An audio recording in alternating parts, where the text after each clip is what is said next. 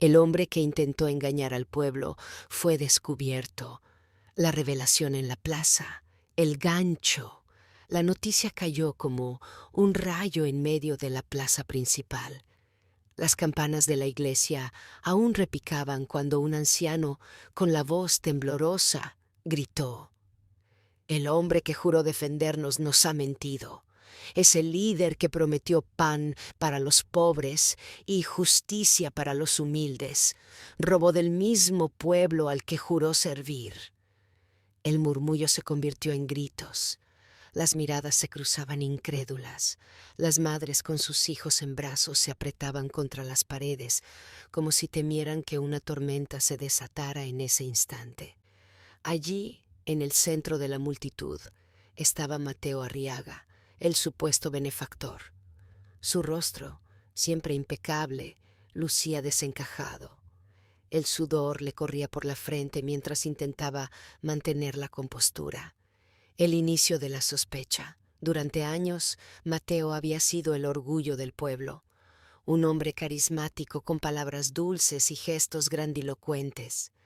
Donaba alimentos, ayudaba en las fiestas patronales, organizaba colectas para los enfermos.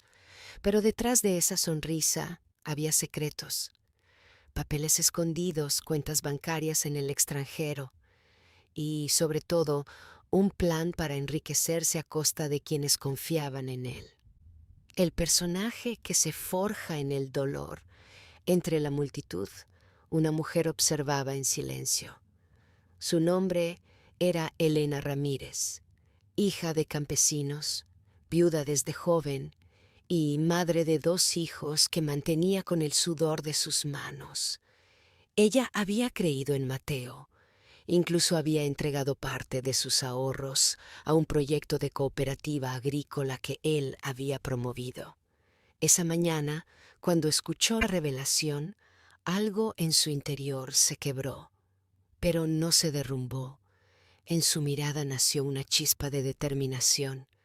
«No lo permitiré», susurró para sí misma. «No volverán a reírse de nuestra miseria». La voz del denunciante. El anciano que habló en la plaza era don Aurelio, un hombre conocido por su honestidad, maestro jubilado que llevaba registros de cada reunión comunitaria. Él había descubierto documentos ocultos en la alcaldía, facturas infladas, contratos falsos, tierras compradas con dinero público a nombre de testaferros. «Aquí está la prueba», dijo, levantando un legajo de papeles amarillentos. «No son rumores», escrito con su propia firma. Mateo intentó acercarse, pero los hombres del pueblo le cerraron el paso. El inicio de la resistencia. Elena dio un paso al frente. Su voz, clara y firme, se alzó por encima de los gritos. «Si esto es cierto, no podemos quedarnos de brazos cruzados. Ese dinero era para nuestras cosechas, para nuestros hijos, para los enfermos». El pueblo la escuchó, y en ese instante la semilla de la resistencia quedó plantada. Cierre del capítulo 1. Lo que parecía una simple denuncia pública se convirtió en el inicio de una lucha que marcaría generaciones. Mateo, el hombre que había intentado engañar al pueblo, no sabía que su mayor enemigo no sería un juez ni un político, sino una mujer del pueblo llano que no estaba dispuesta a rendirse jamás. Elena, con sus manos agrietadas por la tierra y su corazón endurecido por la vida, se convertiría en la voz de los que siempre habían callado. La primera chispa de rebelión, el silencio después de la tormenta. La plaza se había vaciado lentamente, pero el eco de la denuncia seguía vibrando en las paredes de las casas de adobe. Las mujeres murmuraban mientras cerraban las ventanas, los hombres hablaban en voz baja en las esquinas, y los niños repetían la frase que habían escuchado a don Aurelio: «Nos robó, nos robó». Elena regresó a su hogar con el corazón agitado.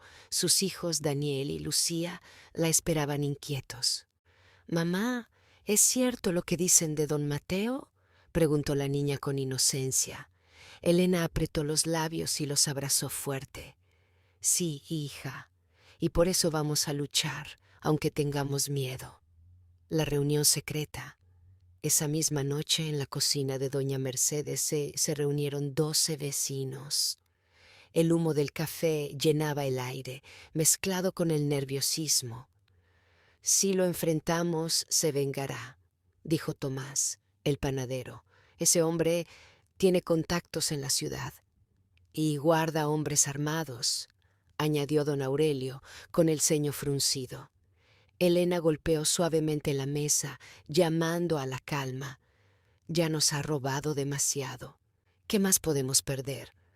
Los presentes se miraron unos a otros. Esa mujer, con su delantal aún manchado de tierra, hablaba con una firmeza que nadie esperaba. Yo no sé de leyes ni de papeles, no, continuó, pero sé de justicia. Y si nosotros no la buscamos, nadie lo hará por nosotros. La reacción del enemigo, mientras tanto, en la casa grande de Mateo Arriaga, el ambiente era otro. Mateo caminaba de un lado a otro en su despacho con una copa de vino temblando en su mano. Maldito Aurelio, gruñó, viejo entrometido. Y esa mujer, Elena, se atrevió a desafiarme delante de todos. Su asesor, un hombre delgado con lentes llamado Julián, intentó calmarlo. Tranquilo, don Mateo. La gente olvida rápido. Con una buena fiesta patronal, unas bolsas de arroz y un discurso conmovedor volverán a aplaudirle. Mateo lo miró con desprecio. No, Julián, esta vez es distinto. Esa mujer tiene fuego en la mirada. Si no la callamos ahora, el pueblo entero se levantará contra mí. La primera amenaza.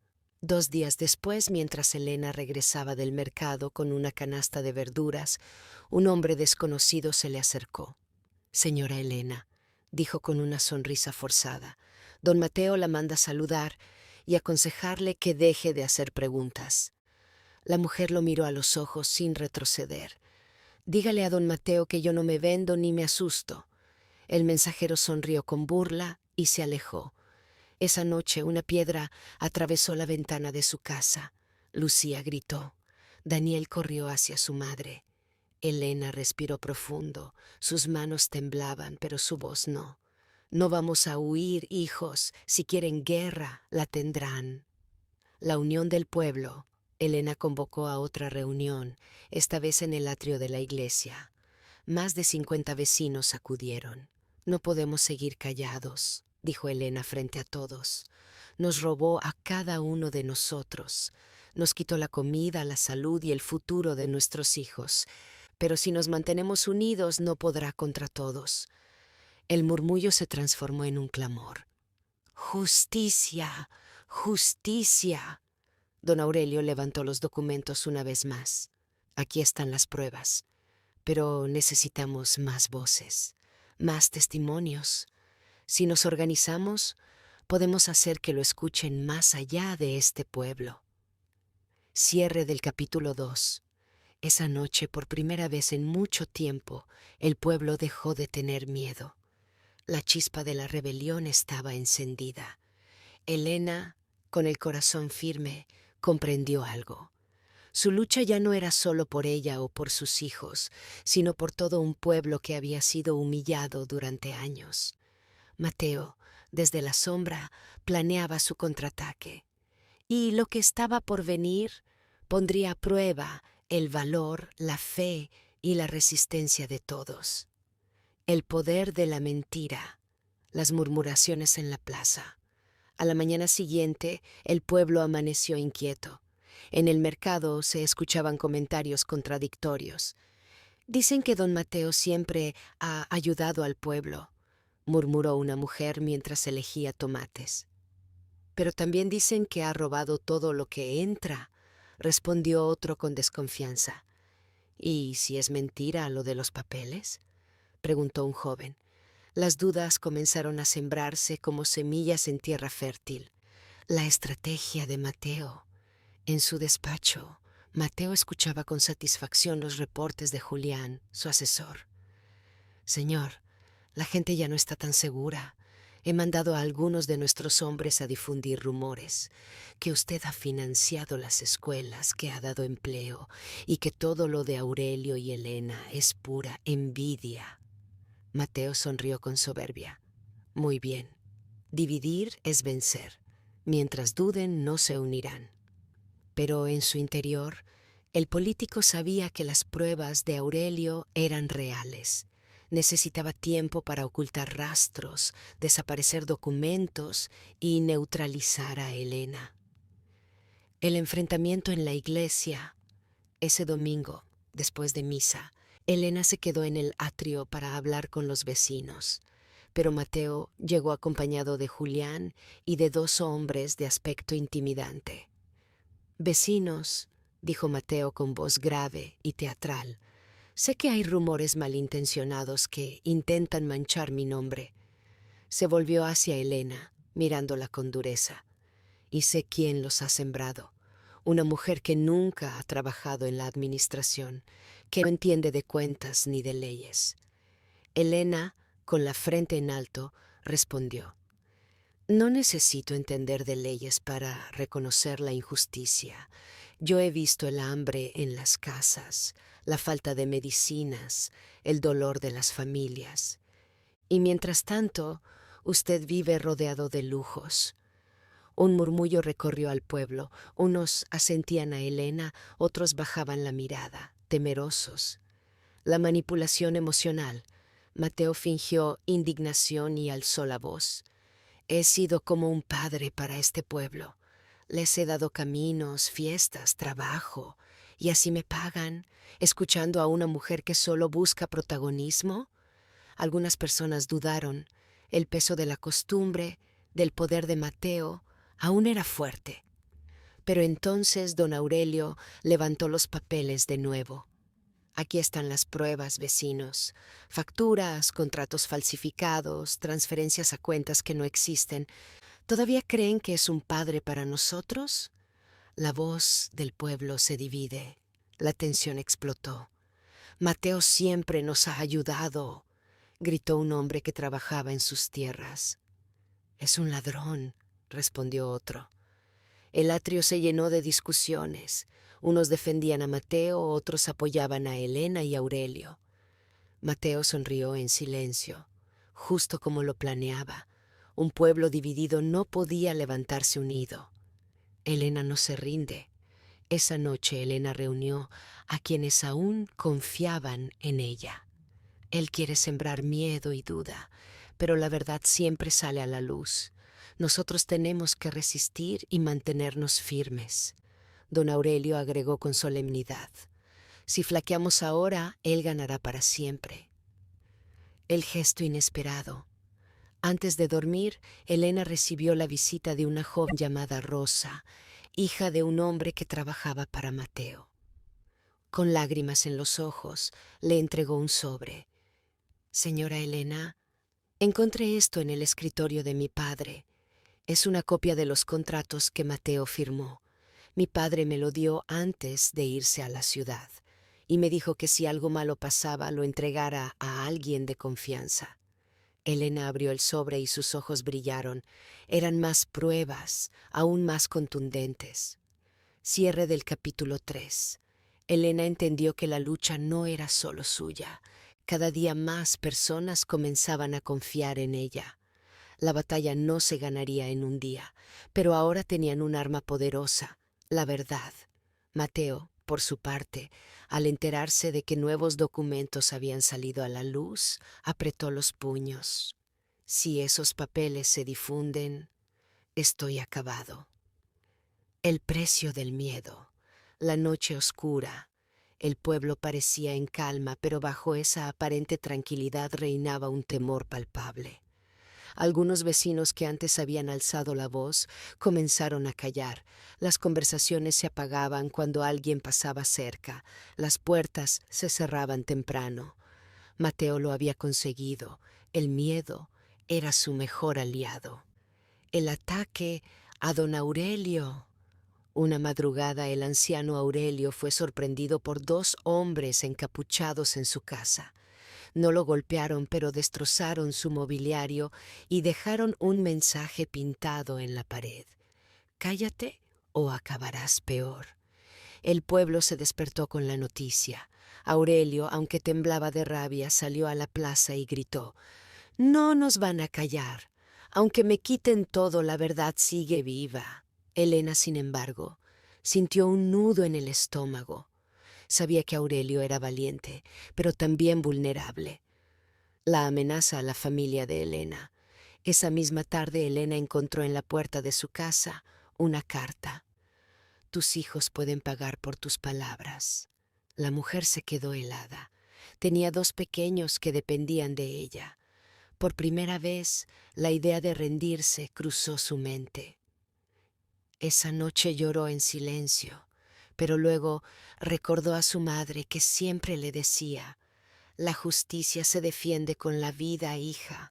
Si callas por miedo, ellos ganan para siempre». Con un suspiro profundo, Helena decidió que no podía retroceder. El consejo secreto, reunida con Aurelio y algunos vecinos leales, Helena habló con firmeza. «Mateo quiere que tengamos miedo, pero la única forma de vencerlo es exponerlo ante todos, incluso más allá de nuestro pueblo». «¿Y cómo lo haremos?», preguntó un hombre con incertidumbre. «Con las pruebas. No basta con gritarlas en la plaza, necesitamos llevarlas a la capital, a un juez que no esté comprado». La idea era arriesgada, pero era la única esperanza. El intento de soborno. Días después, Julián, el asesor de Mateo, buscó a Helena en secreto.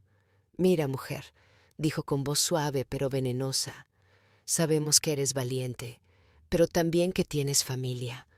Deja este asunto, guarda silencio y te aseguro que no te faltará nada. Dinero, tierras, educación para tus hijos, todo lo que quieras». Helena lo miró con desprecio.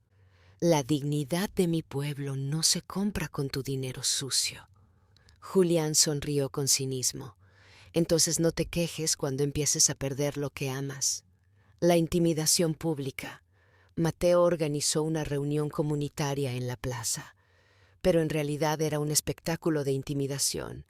Rodeado de hombres armados disfrazados de guardias, proclamó: «Todo aquel que se oponga a mi gobierno será considerado un traidor al pueblo, y los traidores no tienen cabida aquí».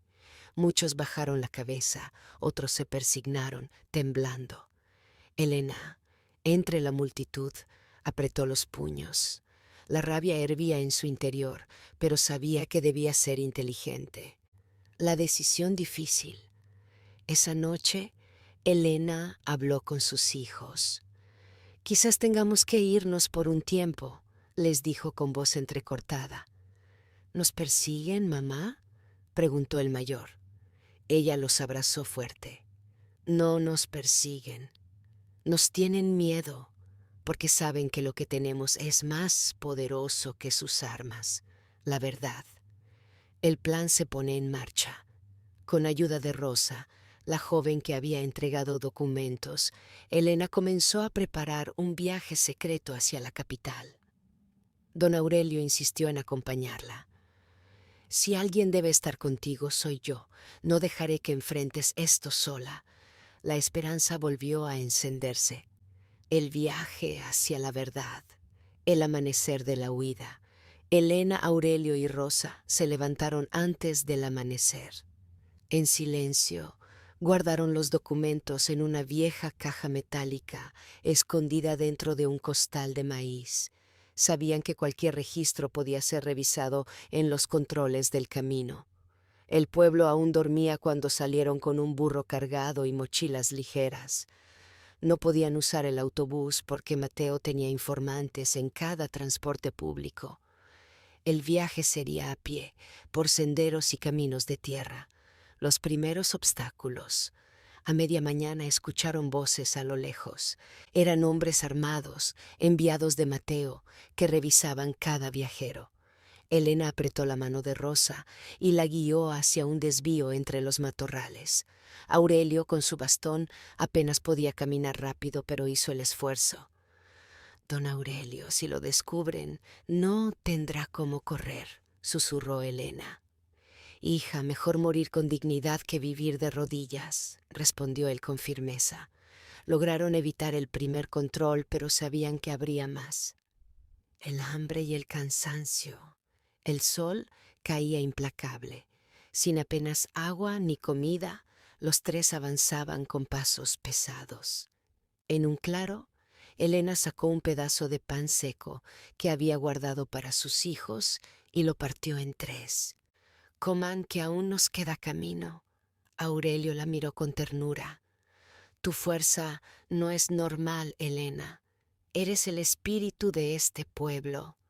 Ella sonrió débilmente, pero en el fondo sentía miedo. El extraño en el camino. Al caer la tarde, un hombre se les acercó. Vestía como campesino, con sombrero de paja y una mula cargada de leña. Buenas tardes, viajeros. El camino hacia la capital es largo. ¿Van en esa dirección? Elena y Rosa se miraron en silencio. Aurelio, desconfiado, respondió: Solo vamos hasta la siguiente aldea. El hombre sonrió, mostrando una dentadura amarillenta. Pues qué suerte, yo también voy hacia allá, si quieren podemos compartir el trayecto. Elena dudó, pero la ayuda parecía necesaria. El hombre se presentó como Eusebio. La traición. Durante la noche, mientras descansaban en un campamento improvisado, Elena escuchó un ruido extraño. Se levantó despacio y vio a Eusebio hurgando en el costal de maíz. ¿Qué hace?, le gritó. El hombre se giró con una sonrisa torcida. Solo confirmando lo que me dijeron, que ustedes cargan algo muy valioso. Antes de que pudiera reaccionar, 3 hombres salieron de la oscuridad armados con machetes. Por orden de Mateo, entréguenos los documentos y no les pasará nada. Elena apretó los dientes mientras Aurelio se interpuso con su bastón. La lucha desesperada. Rosa lanzó una piedra contra uno de los atacantes, dándole en la frente. Elena aprovechó el caos para tomar el costal y correr entre los árboles. Los hombres la persiguieron, pero la oscuridad del bosque fue su aliada. Aurelio, aunque golpeado, resistió el ataque gritando: «¡Corra, Elena! ¡No mire atrás!». Los minutos se hicieron eternos. Finalmente, Elena logró esconderse bajo un tronco caído, apretando contra su pecho el costal con los documentos. El regreso inesperado. Cuando el silencio volvió, Elena buscó a sus compañeros.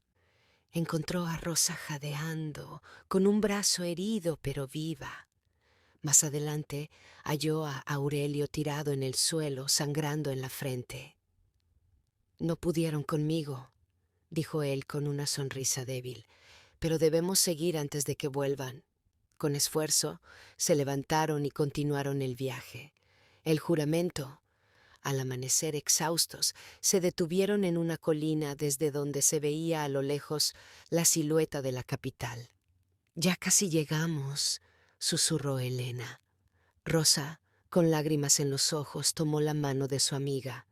«Si logramos entregar esto, cambiarás la historia del pueblo». Aurelio levantó el bastón y declaró: «Prometo que, aunque me quede el último aliento, no dejaré que Mateo destruya lo que hemos protegido». Elena, mirando hacia la ciudad, juró en silencio que nada la detendría. La capital de las sombras, la primera impresión. Tras días de viaje, Elena, Rosa y Aurelio llegaron a la capital. La ciudad era un monstruo de ruido y movimiento. Autos que rugían, vendedores gritando en cada esquina, edificios altos que parecían tragarse el cielo. Para Elena, acostumbrada al silencio del campo, aquello era abrumador. «Aquí todo es distinto», susurró Rosa apretando el costal contra su pecho. Aurelio levantó la vista hacia la bandera en la plaza central. «Es aquí donde se decide el destino del pueblo. No podemos fallar». Buscando ayuda. Su primer paso fue acudir al Tribunal Regional, un edificio imponente con columnas de mármol y guardias en cada puerta. Elena explicó a un funcionario que tenía pruebas de corrupción contra el alcalde Mateo. El hombre, con una sonrisa cínica, respondió: «Señora, todos traen prueba, pero aquí nada se mueve sin aceite. ¿Me entiende?». Elena comprendió de inmediato. Pedía soborno. Con rabia contenida se marcharon. Las redes de Mateo. Esa misma tarde, en un despacho lujoso, Mateo recibía un informe. «Señor, Elena está en la capital». Fue al tribunal con un costal de documentos. Mateo sonrió con frialdad. «Perfecto. Déjenla creer que está ganando. Aquí tengo jueces, policías y hasta periodistas en mi bolsillo. No hay lugar donde pueda esconderse». Una mano amiga. En una pequeña cafetería del centro, Elena lloraba de impotencia. Rosa trataba de consolarla, pero la desesperanza era fuerte. Entonces, un hombre mayor se acercó a su mesa. «Perdón que me entrometa. Los escuché hablar. ¿Ustedes son del pueblo de San Lorenzo?». Elena lo miró con recelo. «¿Quién es usted?». «Me llamo Don Ramiro. Fui abogado defensor de comunidades campesinas durante 30 años. Ahora estoy jubilado, pero aún tengo contactos. Si lo que dicen es cierto, puedo ayudarlos». La advertencia. Don Ramiro llevó a los tres a su casa, un modesto departamento lleno de libros y carpetas. «Mateo tiene poder aquí. Ha comprado jueces, fiscales y hasta periódicos. Pero todavía queda gente honesta. La clave está en encontrar a un juez incorruptible, y eso no es fácil». Elena sacó los documentos del costal y se los mostró. Ramiro abrió los ojos sorprendido. «Esto es oro puro. Contratos falsificados, facturas infladas, desvíos de dinero. Con esto podrían hundirlo, pero si Mateo los descubre, ustedes corren peligro de muerte». El primer ataque en la capital. Esa misma noche, mientras descansaban en la casa de Ramiro, se escuchó un golpe seco en la ventana. Un ladrillo envuelto en papel había roto el vidrio. Elena lo recogió. En la nota se leía en letras torpes: «Regresa al pueblo o terminarás muerta». Rosa gritó de miedo y Aurelio se puso frente a ellas como un escudo. Ramiro apretó los labios. «Ya saben que están aquí. Esto apenas comienza». El dilema moral. En la madrugada Elena no podía dormir. Miraba a Rosa, que descansaba con la cabeza sobre su regazo, y pensaba en la promesa que había hecho. «¿Y si me rindo?», se preguntó en voz baja. «¿Y si todo esto solo pone en riesgo a quienes quiero?». Aurelio, que también estaba despierto, respondió con firmeza: «Si te rindes, el pueblo seguirá siendo esclavo. Si sigues, tendrás enemigos, pero también esperanza. El valor no significa no tener miedo, hija. Significa seguir adelante a pesar de él». El plan de Ramiro. Al día siguiente, don Ramiro reunió a todos. «Debemos actuar rápido. Yo sé de un juez honesto, la jueza Camila Herrera. Es joven, incorruptible y no le debe favores a nadie. Si logramos que reciba las pruebas antes de que Mateo la presione, tendremos una oportunidad».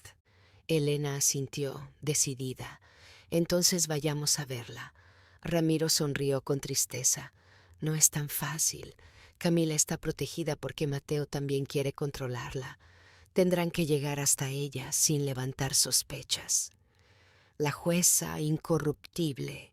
El inicio de la misión. Elena amaneció con el corazón acelerado. Había tomado una decisión: no retroceder. Ramiro les explicó el plan con calma. «La jueza Camila Herrera da clases en la universidad los martes y jueves, o sea, el único momento en que está sin escoltas. Si logramos acercarnos ahí, podremos entregarle las pruebas». «¿Y si Mateo lo descubre?», preguntó Rosa con miedo. «Y ya lo sabe», respondió Aurelio con seriedad. «La pregunta es si nos adelantamos a su jugada. El enemigo se prepara».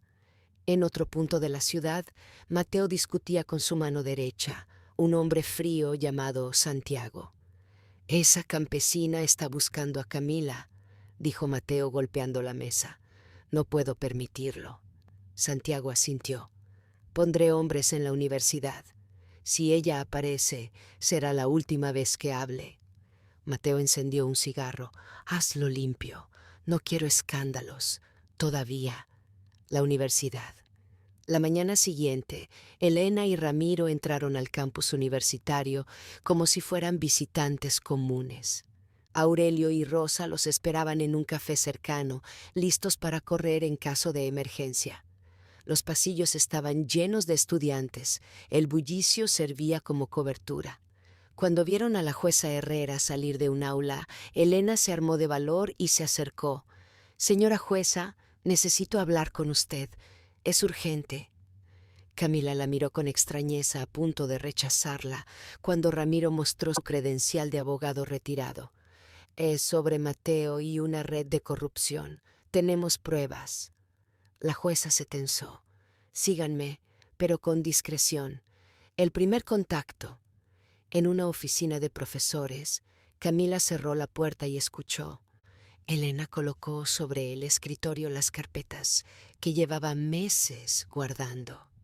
«Todo esto son pruebas de desvíos de fondos, contratos falsos y hasta amenazas de muerte. Mi pueblo está siendo destruido». Camila revisó algunos documentos.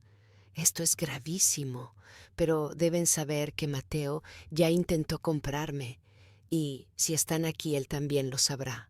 Elena bajó la mirada. «No busco dinero ni venganza, solo justicia».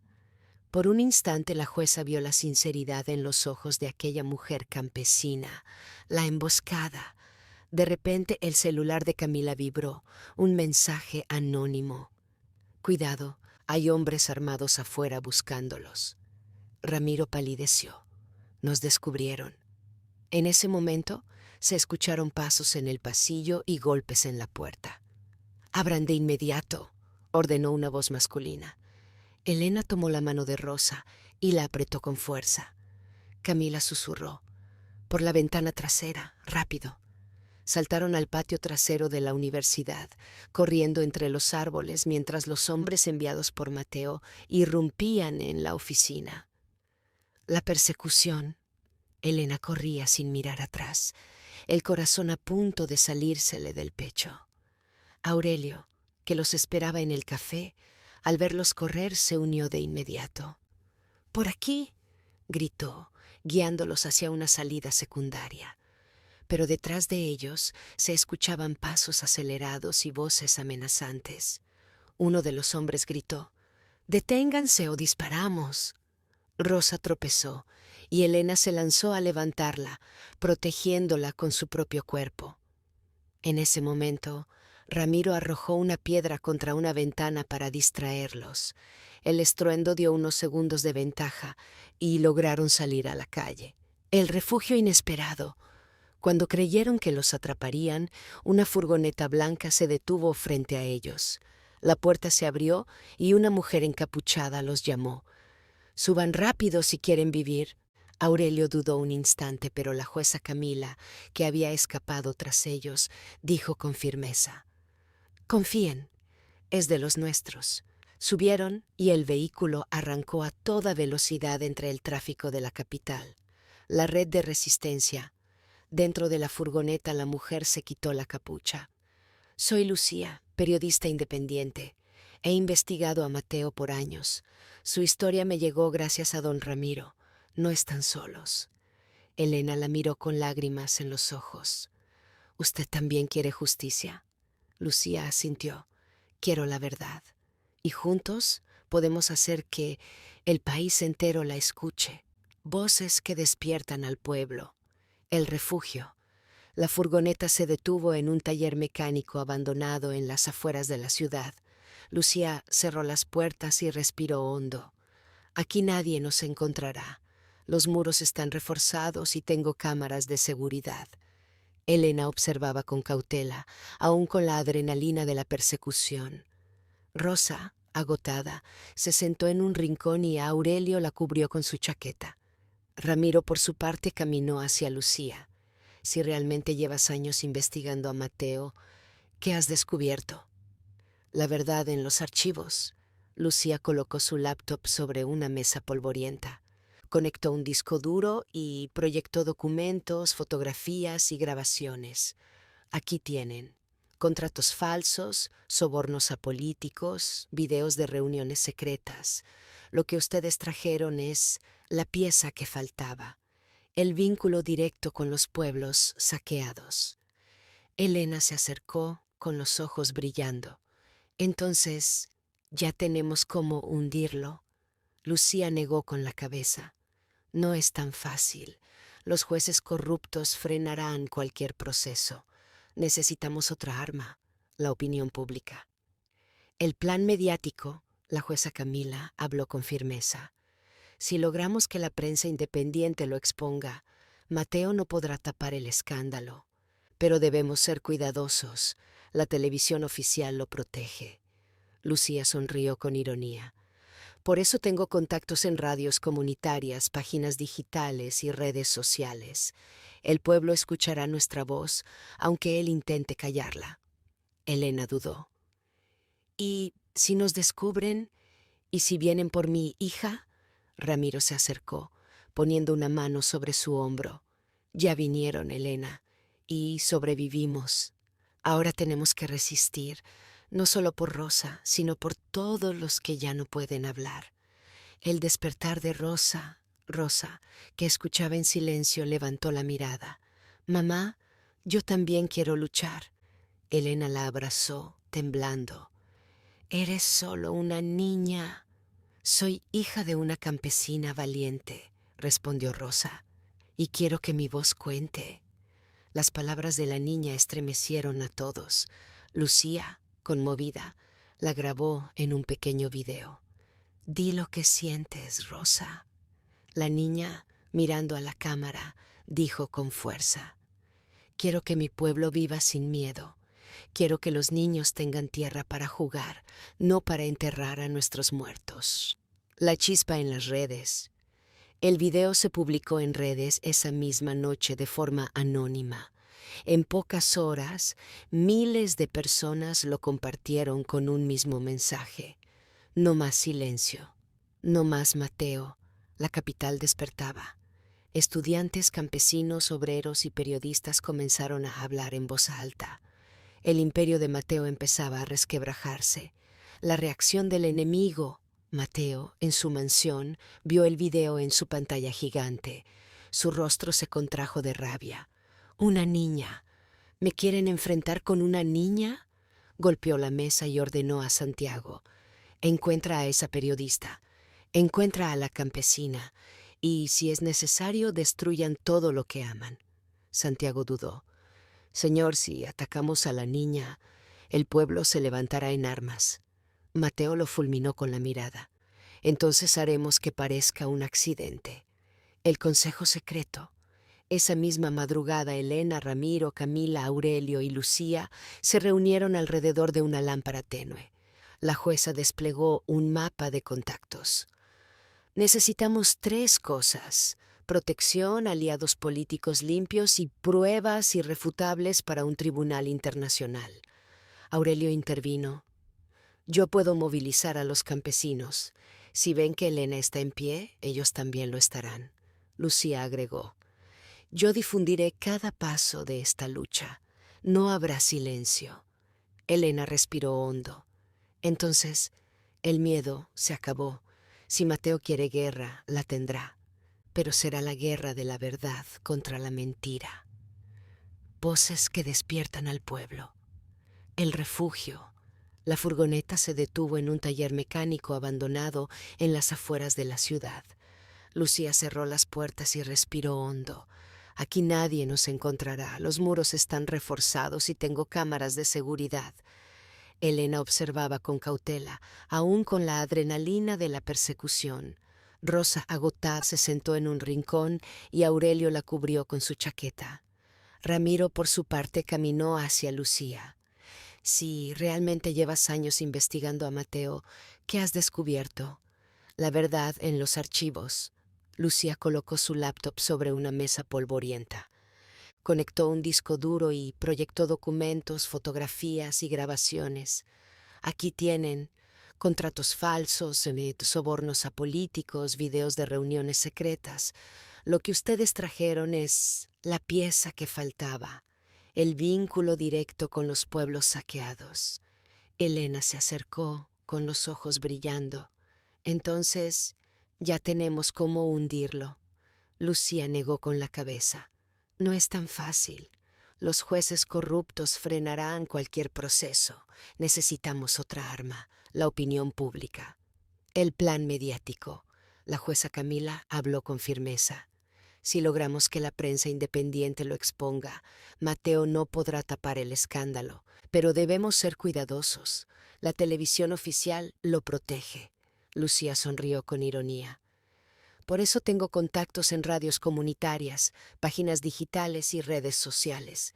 El pueblo escuchará nuestra voz, aunque él intente callarla. Elena dudó. ¿Y si nos descubren? ¿Y si vienen por mi hija? Ramiro se acercó, poniendo una mano sobre su hombro. Ya vinieron, Elena, y sobrevivimos.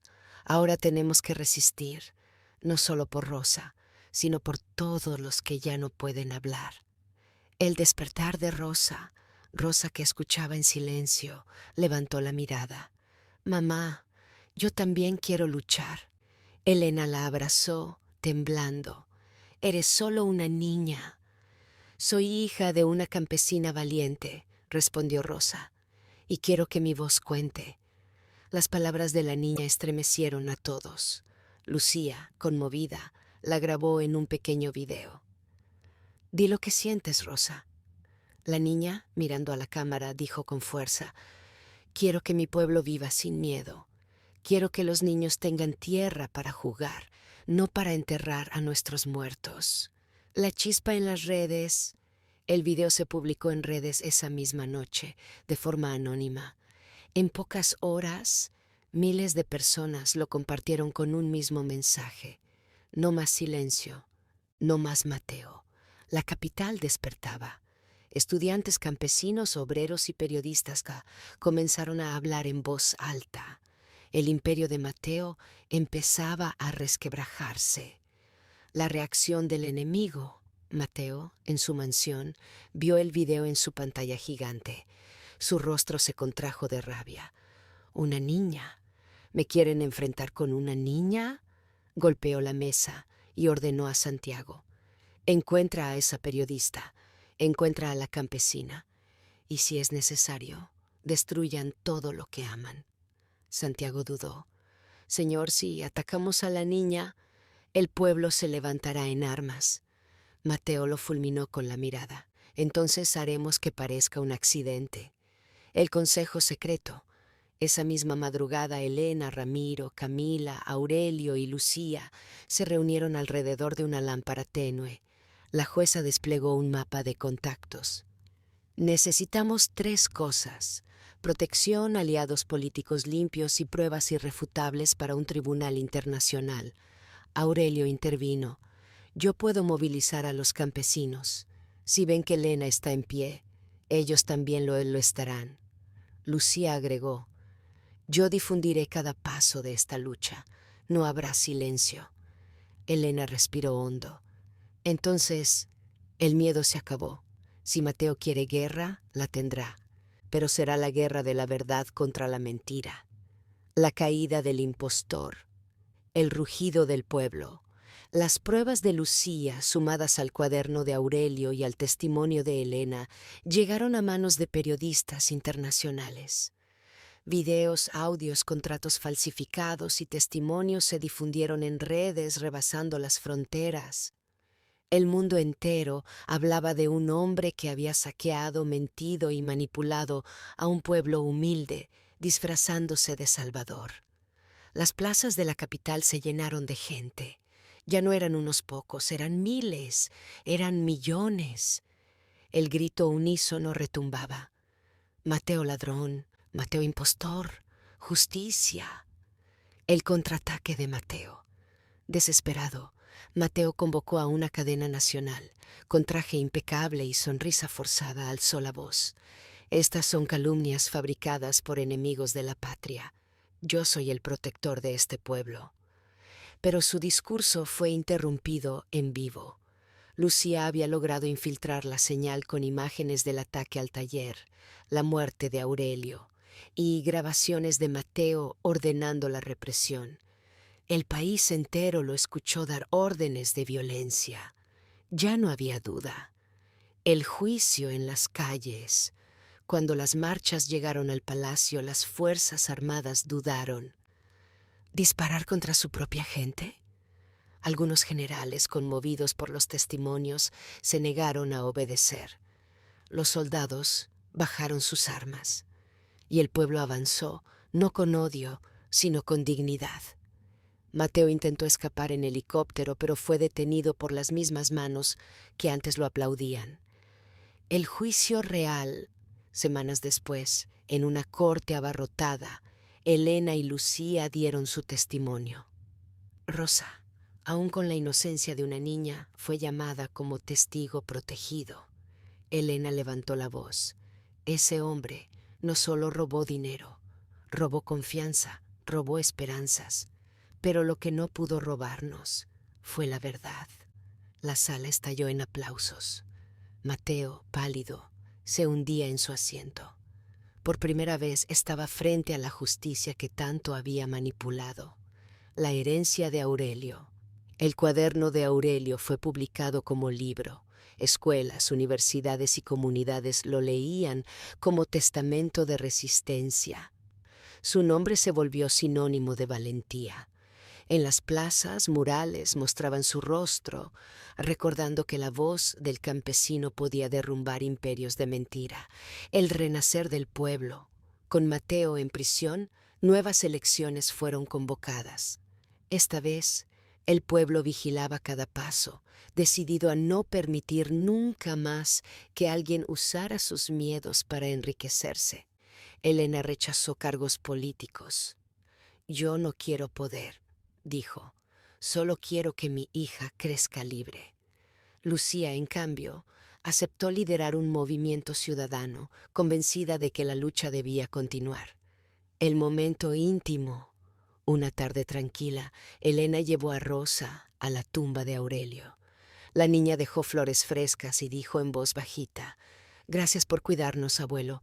Yo voy a seguir tu ejemplo». Elena lloró, pero no de dolor. Lloró de orgullo. Epílogo. El hombre desenmascarado. Años más tarde, los niños estudiaban en sus libros de historia.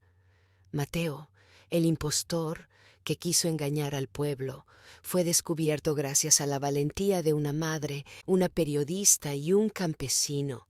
Rosa, ya adolescente, sonrió al leerlo en clase. Ella sabía que no era solo una historia, era su historia. Mensaje final. La caída de Mateo no fue solo la derrota de un hombre.